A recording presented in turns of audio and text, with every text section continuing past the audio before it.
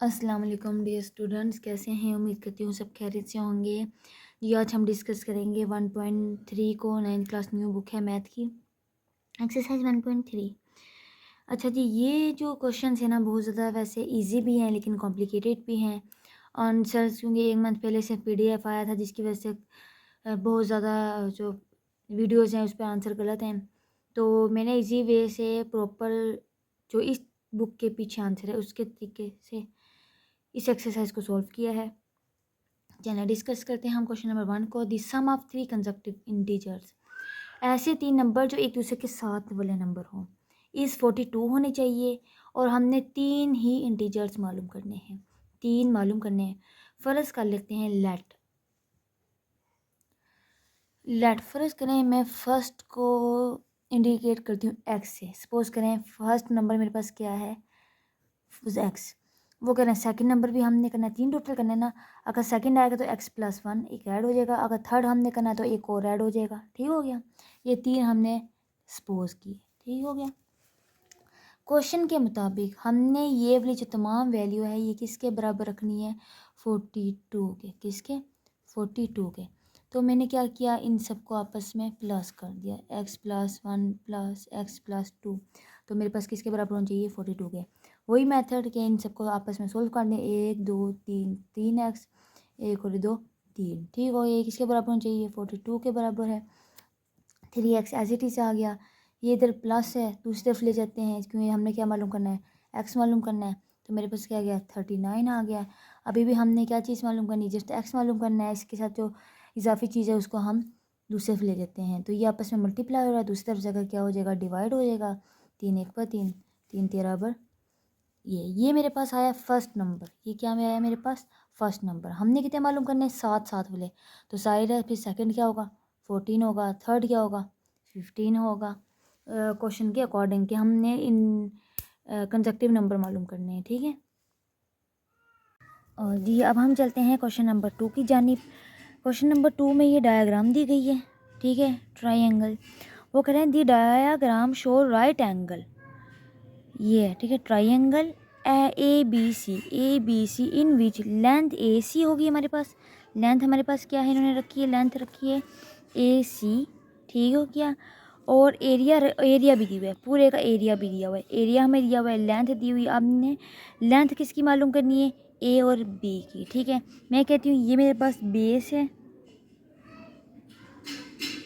और ये मेरे पास हाइट है। ठीक हो गया। तो अब आपने मालूम करना है कहाँ ए की वैल्यू आ रही है और कहाँ बी की वैल्यू आ रही है। चलिए सॉल्व करते हैं। ये मेरे पास वैल्यू है सेम, ये मेरे पास हाइट है, ये मेरे पास स्पेस है जो इन्होंने, मैंने डायग्राम यहाँ जस्ट बनाई है। अच्छा, एरिया इन्होंने हमें दिया हुआ है और हमें इन्होंने क्या प्रोवाइड किया हुआ है, बेस। ठीक है, बेस हमारे पास है, एरिया ओवरऑल है। आप लोगों ने हाइट मालूम करनी है।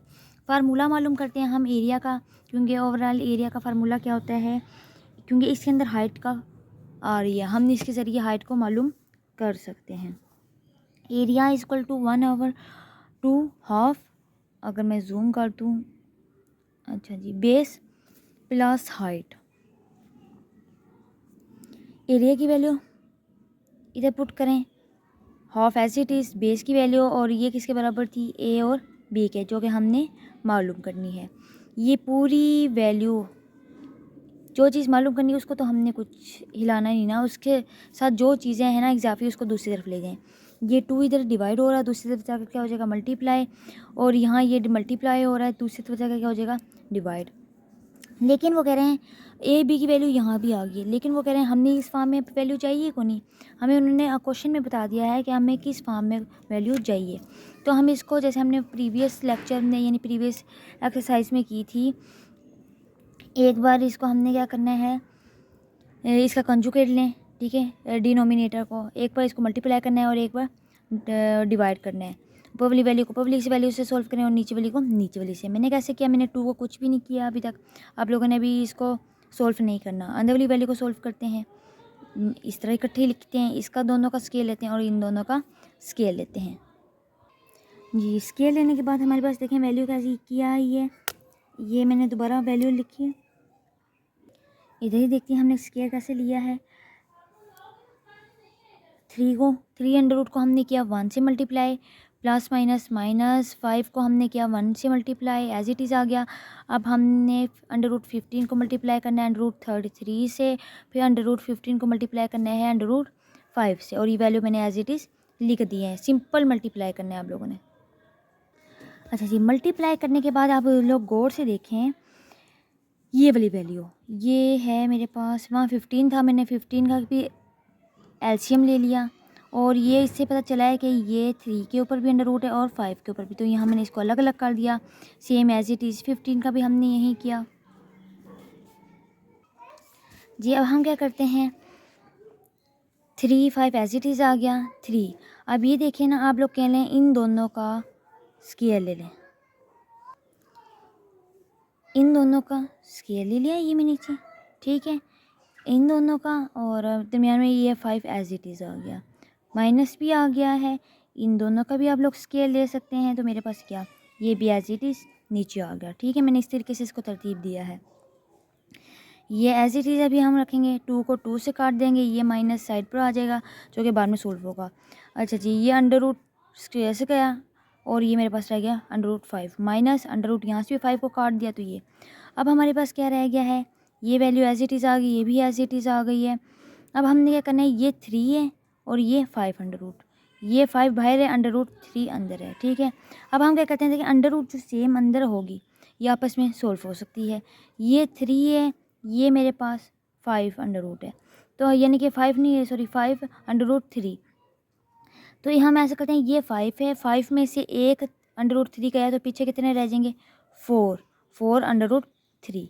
इसी तरीके से 3 में से एक अंडर रूट गया, तो मेरे पास कितने 2 अंडर रूट 5 रह गया, ठीक हो गया जी। पहले माइनस को ख़त्म करते हैं, जो हमारे पास था माइनस माइनस प्लस हो जाएगा, और माइनस प्लस माइनस हो जाएगा। अब ये देखें क्वेश्चन में, हमारे पास क्वेश्चन में ये चीज़ अवेल थी, ये दो चीज़ें कि इन दोनों की आपने वैल्यू मालूम करनी। ए की वैल्यू मेरे पास 4 आई है, और बी की वैल्यू मेरे पास क्या आई है, -2 आई है, ठीक हो गया। नेक्स्ट चलते हैं हम क्वेश्चन नंबर 3 की जानिब। क्वेश्चन नंबर 3 में कह रहे हैं आपने रेक्टेंगल, ठीक है, की साइड्स बतानी, लेंथ इन्होंने हमें दी हुई है, लेंथ इन्होंने हमें दी हुई है, और ये हमारी है विड्थ, ठीक है, ये लंबाई है, ये हमारे पास चौड़ाई उन्होंने दी हुई है, और उन्होंने कहा है आप लोगों ने एक्सप्रेस करना है, एक्सप्रेस द एरिया मालूम करना है रेक्टेंगल का इन दी फॉर्म ऑफ, ये इस फॉर्म में आपका आंसर आना चाहिए, और बताना है ए और बी का इंटीजर्स आप लोगों ने बताने हैं। चलिए क्वेश्चन को सोल्व करते हैं। ये मैंने जो इसको सोल्व किया, मैंने एक तरफ ली है लेंथ ली है जो उन्होंने प्रोवाइड की हुई थी हमें, और एक तरफ उसकी विड्थ ली हुई है, ठीक हो गया। अब एरिया का फार्मूला जैसे कि आप लोगों को मालूम है, एरिया क्या किसके बराबर होता है, लेंथ मल्टीप्लाई विड्थ, यही बात होती है। चलें इन दोनों को मैंने क्या करना है, आपस में मल्टीप्लाई करने हैं, लेकिन यहाँ थोड़ा सा केस कॉम्प्लिकेटेड है। अक्सर मैंने देखा है जहाँ भी वीडियोज़ ना, तो थोड़ा सा आंसर में प्रॉपर नहीं आ रहा। क्यों नहीं आ रहा, क्योंकि इसमें एक न्यू रूल है जो आपको लोगों को मैं बताऊंगी। पहले तो हम सिंपल मल्टीप्लाई करते हैं, 2 को मैंने मल्टीप्लाई किया 5 से, 2 5 ज़ा 10, माइनस प्लस माइनस 2 आ गया। अब 2 को मल्टीप्लाई करना है आपने 4 ओवर अंडर रूट 2 से, इसी तरह प्लस आ गया। 18 को मल्टीप्लाई करना है 5 से, इसी तरह 18 को आपने मल्टीप्लाई करना है 4 ओवर 2 से। अच्छा जी, 10 एज इट इज़ आ गया, ठीक हो गया।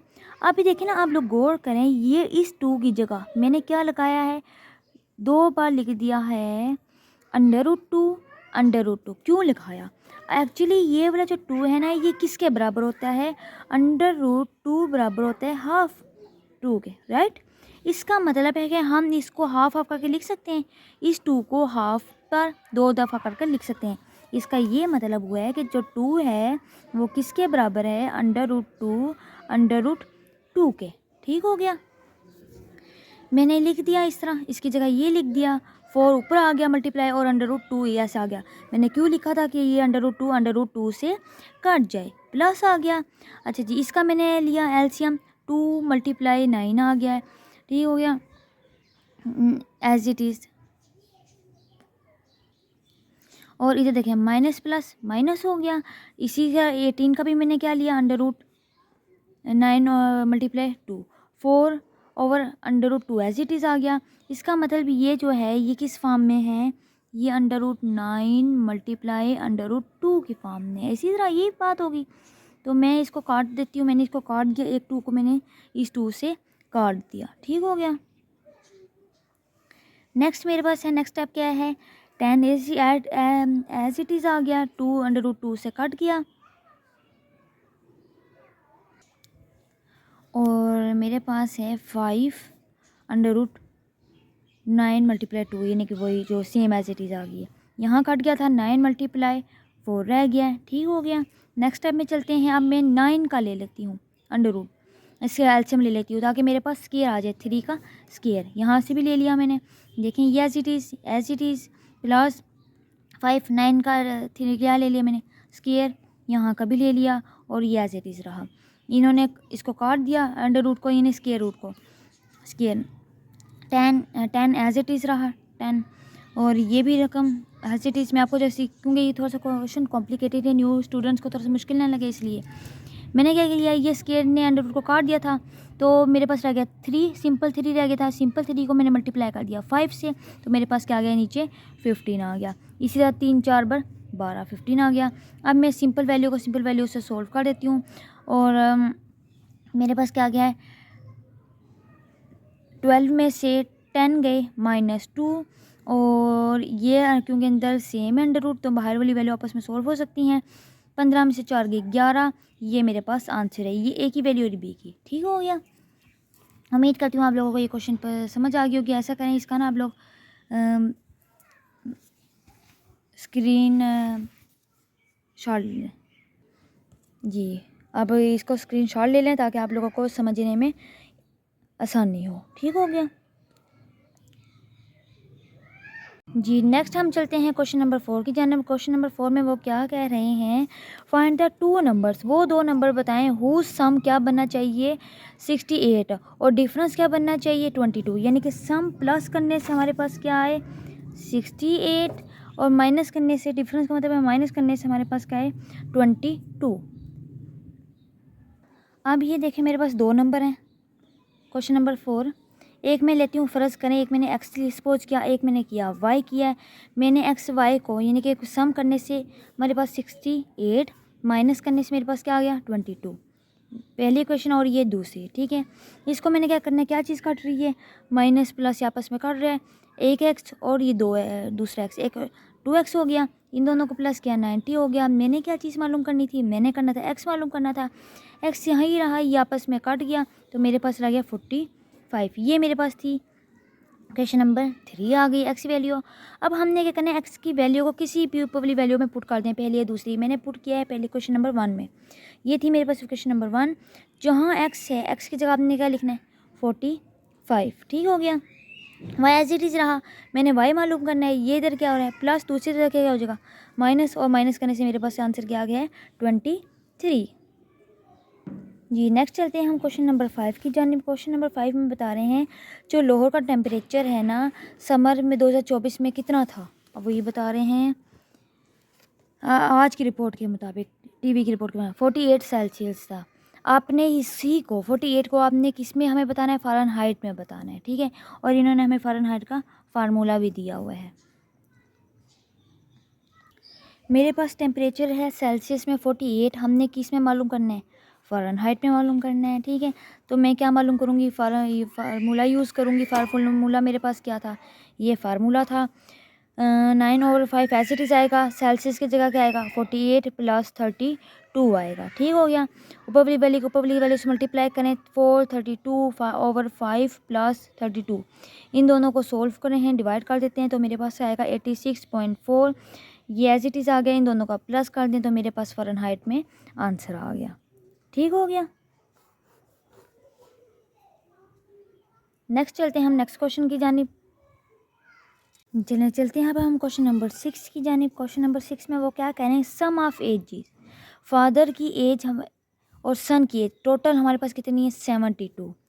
लेकिन 6 साल पहले जो फादर की एज है वो सन की एज से डबल थी। 6 साल पहले फादर की एज सन की एज से डबल थी। अब आप बताएं कि 6 साल पहले सन की एज कितनी थी, ठीक है। चलें सॉल्व करते हैं।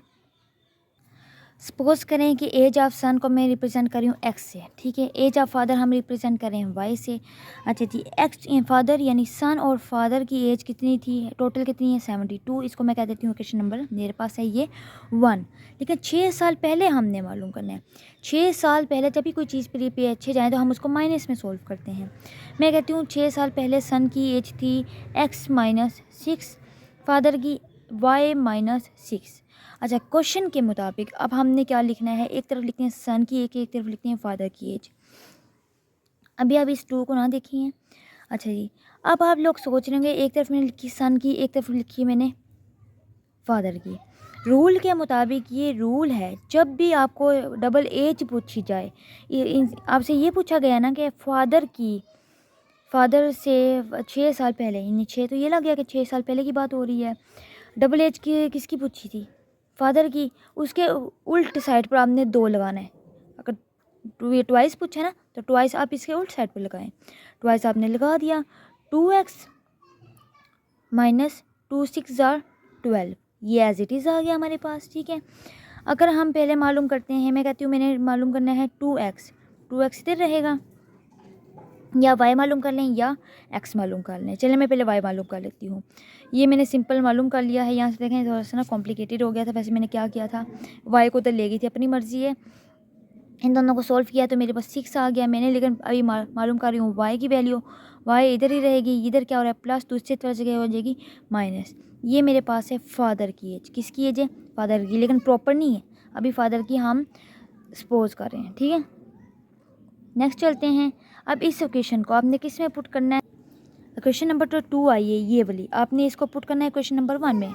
क्वेश्चन नंबर 1 क्या आती है हमारे पास कि सन की एज और फादर की एज टोटल इतनी थी। अब इस एज को आपने पुट कर देना है किसके अंदर, इस वाई की जगह मैंने पुट कर दिया है। तो एक्स और एक्स आ गया 3x, इधर प्लस दूसरे माइनस से दूसरे जगह क्या हो जाएगा, प्लस हो जाएगा। आपस में काटते हैं, तो ये आपस में काट गया तो मेरे पास क्या रह गया है 26। इसका मतलब x किसके बराबर थी, x था सन। इसका मतलब अब जो सन की एज है वो कितनी है 26। उन्होंने सिर्फ सन की पूछी इसलिए मैं सन की बता रही हूँ, फादर की उन्होंने नहीं पूछी, ठीक हो गया। लेकिन 6 साल पहले ही बात करें, आज की एज से आप लोग 6 को माइनस कर दें 6 साल को। इसका मतलब 6 साल पहले बेटे की एज कितनी थी 20 साल, जो कि आज 26 साल का है। आप इसका जूम ले लें, आप लोग इसे का एक बार स्क्रीन शॉट ले लें ताकि आप लोगों को मुश्किल ना हो, ठीक हो गया जी। क्वेश्चन नंबर 7 है मेरे पास। मीरान ने खरीदा 1500 का एक टॉय खरीदा, लेकिन उसने बेचा कितने का है 1520 का, यानी कि 20 रुपये उसको फ़ायदा हुआ। लेकिन आपने बतानी कि प्रॉफिट परसेंटेज बतानी है। क्या बतानी है, प्रॉफिट परसेंटेज। कैसे मालूम करते हैं, आसान तरीके से, लेट्स गो देखें। कॉस्ट प्राइस उसकी कितनी थी 1500, सेलिंग प्राइस क्या है 1520। इसका मतलब उसका प्रॉफिट कितना हुआ 20, कितना हुआ है 20 उसको प्रॉफिट हुआ। दोनों को मैंने माइनस कर दिया, उसका प्रॉफिट हुआ। लेकिन फार्मूला हमने मालूम करना है कौन सा, प्रॉफिट परसेंटेज हमने मालूम करनी है। तो फार्मूला भी कौन सा यूज़ होगा, प्रॉफिट परसेंटेज। इसका फार्मूला है profit over cost price multiply 100। Profit था 20, कॉस्ट प्राइस थी 1500, ये आपस में हम सॉल्व हुआ तो मेरे पास रह गया है, ये परसेंटेज ओपन नहीं किया क्योंकि हमने परसेंटेज में मालूम करना है ना। तो मेरे पास क्या आंसर आ गया, इन दोनों को डिवाइड करने से 1.333%, ठीक हो गया। समझ आ गई आप लोगों को, ये इसका आंसर था इस क्वेश्चन का। क्वेश्चन नंबर 8 की जानिब चलते हैं। क्वेश्चन नंबर 8 है, जो एनुअल इनकम है ना तैयब की, वो है 9,60,000, ठीक है। लेकिन एग्जैम्प्टेड अमाउंट यानी कि एक हद तक जो अमाउंट है, जैसे कि वो कह रहे हैं जो पहली 1,30,000 पर आपकी जो है ना, इस पर कोई टैक्स नहीं लगता। एग्जैम्प्टेड अमाउंट वो जिस पर अभी टैक्स नहीं लगा हो, यानी कि पहली 1,30,000 इसमें से 9,60,000 में से जो पहली इनकम होगी ना 1,30,000, इस पर टैक्स नहीं है लगेगा। लेकिन इसके अलावा जितनी भी इनकम है 9,60,000 में से हैं, अगर इन दोनों को माइनस करेंगे जितनी रकम बचेगी उस पर टैक्स लगेगा, कितना लगेगा 0.75% लगेगा। ठीक है, अभी हम इसको सॉल्व करते हैं।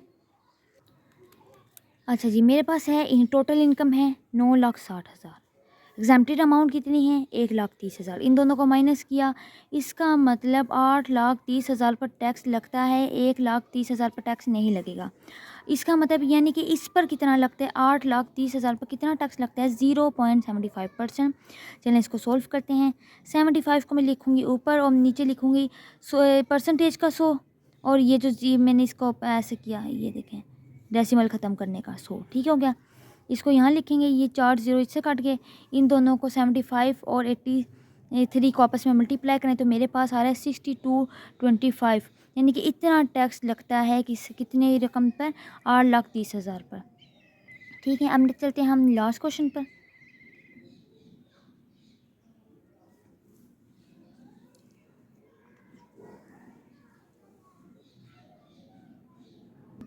जी लास्ट क्वेश्चन मेरे पास क्या है, find the markup amount. Compound कौन सी, मार्कअप इतनी है। मार्कअप वो होती है कि आप लोग बैंकों से जो पैसे लेते हो वो उस पर सूद लगाते हैं। ठीक है, वो कह रहे हैं अगर आपने बैंक से इतना पैसा लिया तो उन्होंने कितना परसेंटेज ऊपर लिया आपसे, 14% उन्होंने आपसे पैसा लिया। ठीक हो गया, अब वो आप लोगों ने बतानी है कि मार्कअप अमाउंट बतानी है कि 14 के पीछे कितना पैसा लिया, इन्होंने परसेंटेज में बताई हुई है।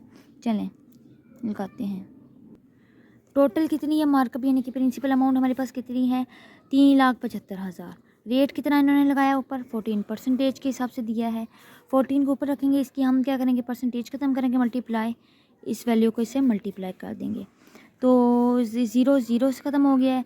ऊपर वाली दोनों वैल्यू को जो रह गया मल्टीप्लाई करें, 52,500 उन्होंने लिया है। कितनी वैल्यू रकम पर 3,75,000 पर उन्होंने कितने पैसे लिए हैं 52,500 उन्होंने मार्कअप लिए हैं। ठीक हो गया, उम्मीद करती हूँ आप लोग को समझ आ गई होगी और आज ये चैप्टर कंप्लीट हुआ। आप लोगों का बहुत बहुत शुक्रिया मेरे चैनल को देखने के लिए। इसको लाजमी सब्सक्राइब करें, शेयर करें ताकि जिन बच्चों के पास अभी नहीं पहुंचा वो पहुंच सके।